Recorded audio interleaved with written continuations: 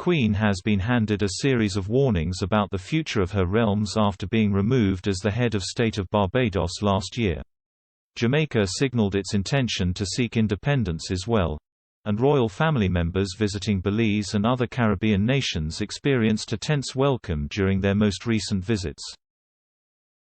But Her Majesty has been warned she could become the last sovereign of Australia, as former Prime Minister Malcolm Turnbull predicted a resurgence of the Republican cause when Prince Charles becomes king. Speaking to Times Radio, Mr. Turnbull insisted the change is likely to happen following Prince Charles' accession to the throne.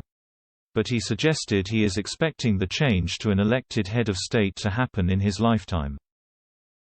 Mr. Turnbull said, "When Queen Elizabeth's reign comes to an end, there will be a period of reflection, and I think the Republic issue will return."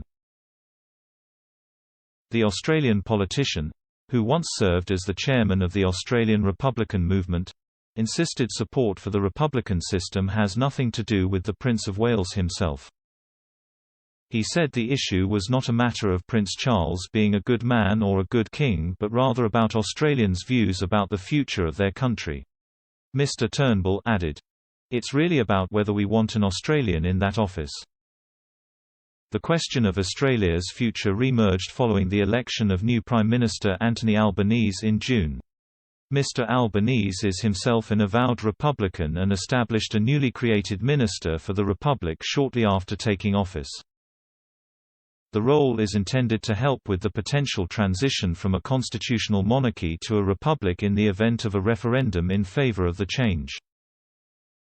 A poll conducted by Resolve Political Monitor in January found a small majority of the 1,607 respondents in favor of the Republic plan. But La Trobe University professor Dennis Altman suggested effective interest in the Republican question remains minimal. Professor Altum said, "There's not that great a deal of interest, and the reason there's not much interest is because, in a sense, and I think this is true for a number of countries that have the monarchies, the system isn't doing anyone any great harm." And international relations lecturer Ben Wellings added, "I think the Republican sentiment has settled on this passive republicanism. They're pleased that we don't have all those trimmings of monarchy, but at the same time, not motivated enough to really change the current setup, which is like a pale imitation of that."